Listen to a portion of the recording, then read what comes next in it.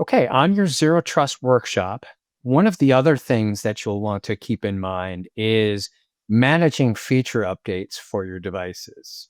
You can specify a target version for your Windows 10 or 11 devices, and this will help you ensure that devices are updated and maintain on that version until you change the policy.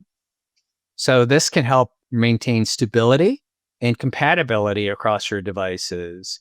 But if any of the devices have safeguard holds, that can temporarily block updates if there are known issues preventing potential disruption.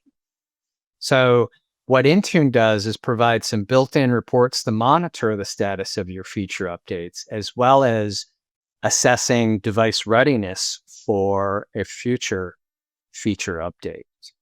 The most recent of which is Windows 11 24H2. And you, as the IT admin, have some options here. Now, you can make this feature update available to your users as a required update, or if you want users to be able to opt into it, you can do it as an optional one. Again, because it is flexibility here for IT admins, you get the opportunity to say whether your auto patch groups will do this for you or any of your manually defined rooms. There's no reason that you couldn't use both, depending on what kind of scenario and what sort of devices that you're managing.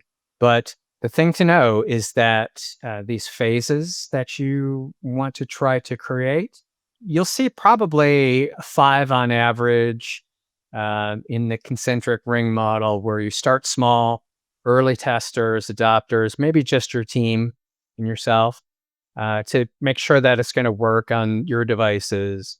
And then start going out into other rings. Maybe phase 2 could be app owners in your environment. Phase 3 may be early adopters or people who are interested in getting the latest, greatest early. Phase 4 might be, broader across your environment. And then phase 5 is, or if you're going to use a 5-phase model, the last phase then should be everything, all devices, to make sure that there's no drift later on. This helps you do some planning, of course, on a release schedule if you're using auto patch groups, because you can say this phase starts on this day.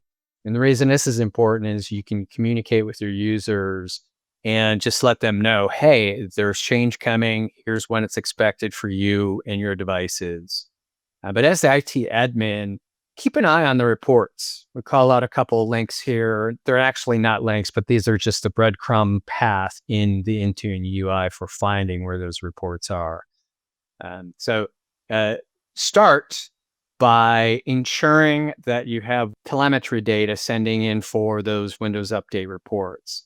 This information goes and stays with your tenant, so never goes outside of that, processing elsewhere, stays with your tenant, and is really only used for the Windows Update reports.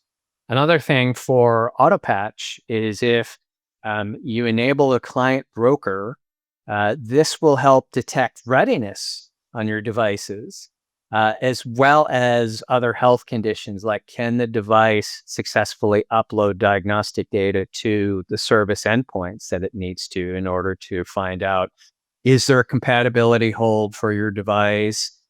Is the device ready to go to 24H2? Maybe there's a driver or something that is blocking it. If you look in those reports, you should be able to see exactly why a device isn't ready to go. Or more to the point, hey, we have lots of devices ready to go. We better get that policy going. So your go-to for feature updates will be just simply to create a feature update policy in the Intune UI.